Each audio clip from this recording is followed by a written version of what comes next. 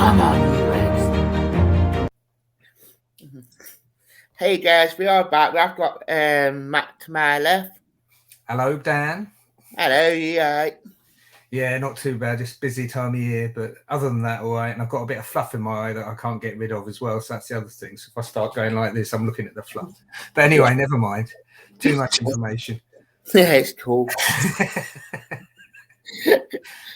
I've got Luton at home, going on the back off that 1-1 draw against Reading. Do you think it was a good point after all?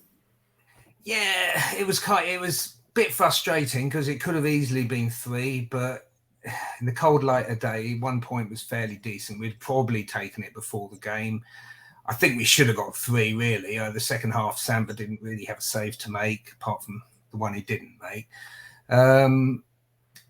Yeah, we should have won. We drew, and it was all right. I think that's the long and short of it, really. Yeah, I mean, it could have gone either way. I mean, they didn't seem to liven up to when Andy Carroll came on that second half.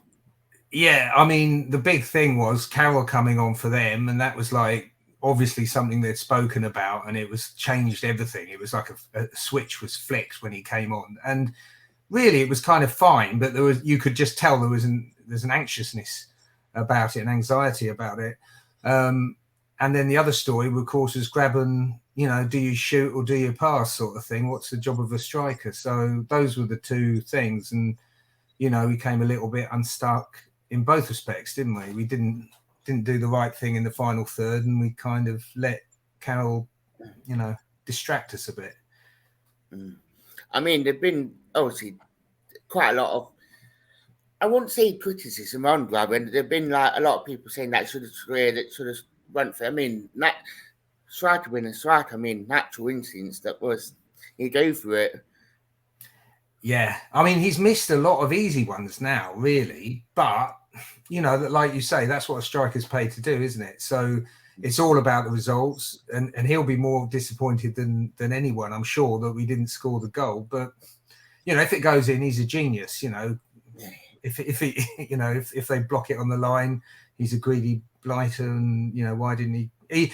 To tell the truth, he really should have squared the one when. Well, he really should have squared both of them, to be honest, really.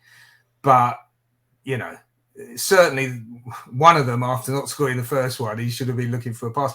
He doesn't do it though, does he? Truthfully, he is a kind of selfish striker, which again is not necessarily a criticism. He does the business. But you've got to kind of accept that he's going to do that. He's not going to kind of head the ball as much as he might, but sometimes he does. It's him, isn't it? And you can't expect him to change really at his age now. He's not going to. He's going to be the selfish type that goes and tries and scores the goals. And if he scores them, will be a hero. And if he doesn't, he'll be selfish. Yeah, yeah, completely agree with that. To be fair. I mean, it's a shame for Colback. He would have been pushing up the scoring charts, looking in double figures if he had squared them. Oh, it'd be like Milker man. It'd be like, yeah. No, he would have tapped that one in. He'd have probably given it a bit of a blast. He nearly got another one actually. He hit one well enough, but it went straight down the middle. But there you go. Next game. Yeah, I mean, I think Colback be on 3, 4. He'll be catching Grabban up soon. Yeah, that's why he won't pass it to him. He feels boxing with them two, like that. Yeah, no, I mean, Colback's not going to score anymore. I mean, we've just had a little bit of luck there. I can't see that continuing, but there you go. Yeah. The other major talking point coming from the Reading game is obviously Yates getting booked, so he's missing the Luton game, and obviously with Matt Slow getting injured, there's that possibility of not even having a midfield right Colback or Yates against Luton. I mean, if soon might play Colback there, but they see that chance of him not playing him there.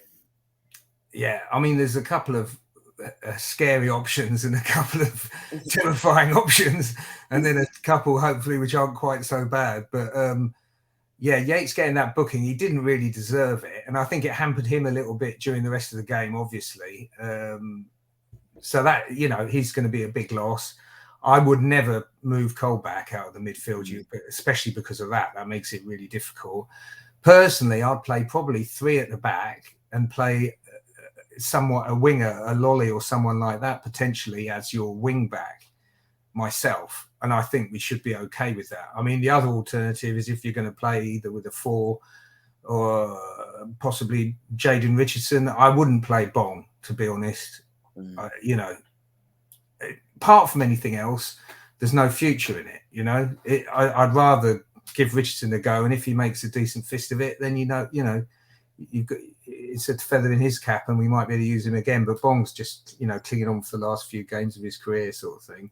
And fair enough, you know, he might be the best 49-year-old still playing or whatever he is, you know, but it's not quite up to the standard, is it, at the moment? So it was scary. You could do, you know, like I say, we got anxious. Samba was, you know, scared stiff.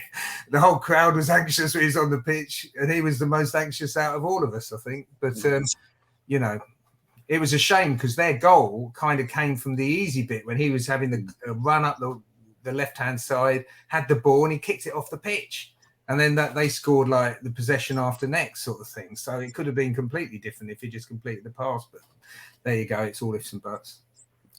Yeah, completely agree. I mean, I was talking about it earlier, like on about would you play Bon at left back and play Colback in midfield if we did play a back 4, or even play Richardson at left back, or would you actually play with a back 3 with Colback out as a wing back? So it's like it's in a way it kind of shows how much we are lacking at that left side, and how much that. What could happen to the dynamics? Yeah, well, we rely on the fullbacks are a big part of our football, aren't they? And I thought Saturday was kind of good because we played with a 4, which I didn't really look at the team. When the team came out, I just went, yeah, sort of thing, and just didn't really look at it and didn't really twig it was a back 4. But we played like it was a back 3. The fullbacks were still going kind of nuts. So I think if we have those two, I think Lowe's a decent defender, but I think Spence is more of a winger than a defender myself. I thought we were just as comfortable and we played just as aggressively with the back 4 as we did the security of having a back 3. So I think that was kind of encouraging, and I think we can do either just as well. And possibly this is a good example of when the change is forced upon us rather than it's a voluntary selection. And maybe that's an occasion where we should go to the back 3.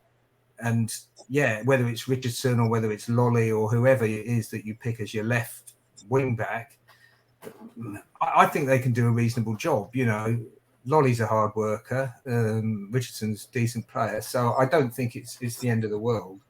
And someone else was saying you could switch Spence because I think he's relatively happy going to left back and then play Draga. So that's another option. But this is what Cooper gets paid to decide, isn't it? And he's pretty good at his job. So I'm sure he'll do what he thinks is best and probably does know better than us for a change, you know. Yeah. And some of the other managers. Yeah.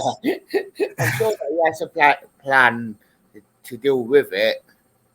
It's just a shame there's 2 things to solve, isn't there? You know, I mean, really, you can stick Garner in for Yates and it shouldn't, you know, be catastrophic. But, you know, the left back thing is more of a problem. Yeah, that's the obvious one, Garner. You always know that he'll come in for either if needs. Yeah. Just the left back problem that seems to be causing more of an issue. Well, I tell you the other thing, personally, I don't know why we don't recall Nikanu, because he's a decent footballer. You know, he's a decent footballer. If there's any hint that Lowe's going to go, especially, but even if he doesn't, I would recall him. Yeah. Because we haven't got a back or someone, you know, that's threatening to come through particularly. And for Richardson, he's a right back, really, to be fair to him. So, you know, I would be more inclined not to extend the loan of the guy from Arsenal and get Yarnu back if I can. So I don't know, you know, but it should be a fresh slate, clean slate and everything. And if he's our player, and well, I don't know how long he's got left on. I think he might even have another year after this one left on his contract. So yeah, it seemed like a smart thing to get him back, because he's probably not. He's not having all his wages paid over in Cyprus or wherever it is he's playing. So personally, I think that would be a really good idea, even if it's only for occasions like this. Try and swap him, Bong, so you can have him. We'll pay you something. Let's do it.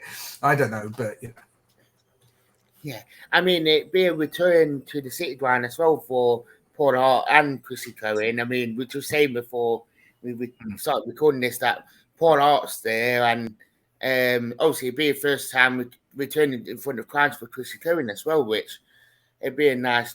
I mean, he will get a good reception anyway. Oh yeah, of course he will. Yeah, they're both great blokes. I actually bumped into Harty a couple of months ago, and he was saying lots of nice things about Cohen, and he's going in the right direction. And I said, will he be a future Forest manager? And he said, well, he might be, sort of thing. He's more so than you might expect. So yeah, you never know. He might be making a return, a little bit different capacity at some point. Yeah. Oh, definitely. Well, we do it that it does come back in a higher capacity than.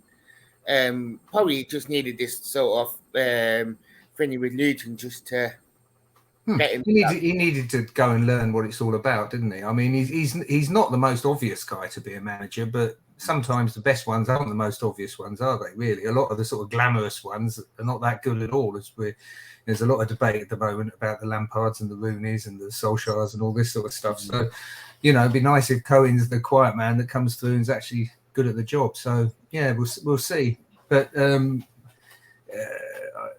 for me, he's not an obvious candidate. But everyone you speak to that knows him says no, quite the opposite. You'll be surprised, sort of thing, which is always good to hear. So there must be something there, definitely. And he's fairly successful with the under-23s, and they all seem to like him. Yeah, I mean, they've both been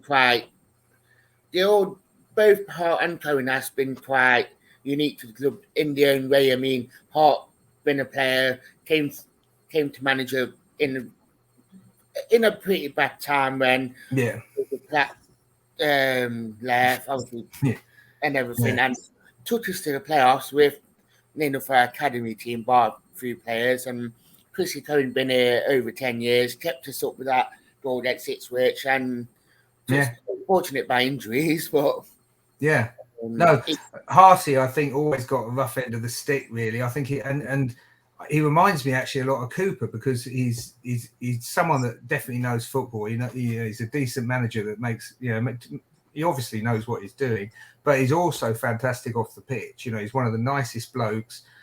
And to me, actually, that's almost more important. These footballers, they all know how to play football. You could chuck them on a football field and they'll get it basically right. It's only fine tuning, but you've got to have the right relationship with them. And I think Hart was fantastic like that. He really looked at, and all his players seem to talk very highly of him as well. But even just with Tom, Dick and Harry that he met in the street, he's a fantastic bloke. So, I hope he continues for a few more years and, loads of kids and, learn from him like they have in the past, because he's got a lot to offer.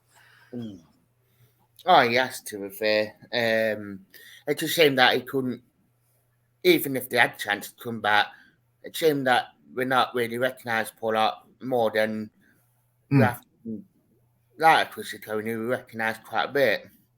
He still lives up here, I think. So, keep your eyes open down the old garden centres in years to come, and you might catch him down there. You've got to just imagine all his hair on his head, and that's old Harty. So, watch out next time you're down the garden centre. Yeah. Anyone in particular? No, I can't advise you on that.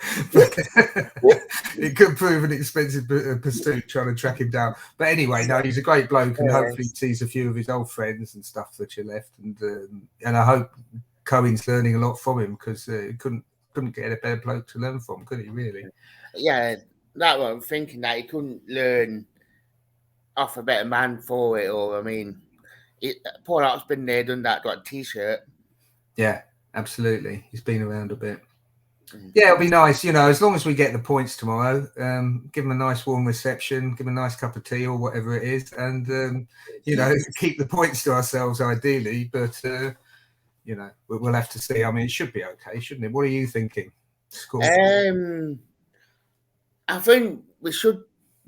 Obviously, it should be 3 points on paper because they probably got the better side. I mean, Luton, they're that sort of not bogey team against us, but whenever we seem to play them, they always set up right and always make things hard. I mean, we didn't do well against them last season, but season before we beat them quite comfortably, home and away. So, yeah, it should be all right. And you'd like to think Cooper's competent. These days, I don't feel there's any team we need to be kind of scared of. You know, it's football. You can lose any game, and you know, typically we should win nearly all of them. But you know, since he's been in charge, I felt like we should have won virtually every game we've played in. And it's football being football. Some you get lucky, some you're unlucky, and you know, some go pretty much to plan. But yeah, I mean, we should pick up the point, shouldn't we? Really, with a bit of luck. But maybe we want to see that team sheet before we get quite as confident as we might be. I mean, I don't know about you, but I expect a lot of us are still praying that Lowe's groin isn't quite as bad as they thought. So, you know, it might be he's not as bad and he rolls out, you know, tomorrow night and we're okay. And there's not so much drama as we imagine. But have to see. Yeah, hopefully Foles could win. Yeah. And then the other thing he's got to think about, I mean, whether he plays like the back three, the back four, and who and what he does up front, because I think our biggest problem is the defence is basically working, whichever thing we do. The midfield's as good as you could ever imagine it can be, really. And the forwards are just not quite clicking all the time, you know, those small margins, as they say. And, you know, if we're just slightly clicking a little bit more, we'd be winning all these games. And that's the frustrating thing, I'm sure. And that you'd like to think perhaps the likes of either messing around with the ones which are already playing and perhaps maybe get something out of Carvalho or Jada and stuff like that might be the little bit of sort of magic that can, you know, give us that bit more goal threat. That's what we need, isn't it, at the moment? Yeah, just that forward line. I mean, we've got probably 75-80% spot on. It's just that 20% up front that probably needs that tweaking. Yeah, and it's interesting because under 23s are playing tonight, so it might be interesting to see who's not playing or who is playing then. And the other thing, of course, is Silva and Taylor. They're the other guys. You know, Taylor's done his little cameo and so forth, but if we could get a little bit more out of those two as well, you know, at the moment it's all a bit of no one's sure what any of those guys, Taylor not so much, but the others, they haven't hardly had a chance. They haven't kicked a ball yet. So, you know, if there's something there that we can actually use, then he's going to have a lot more options.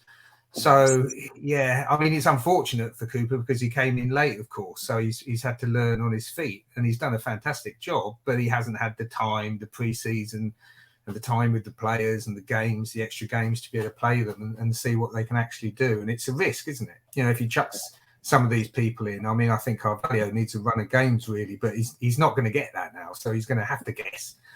You know, and last year's, you know, something's going to have to happen with him one way or the other, isn't it? Yeah, definitely.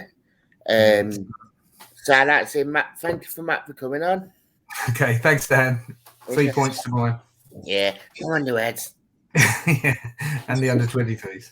And the under 23s.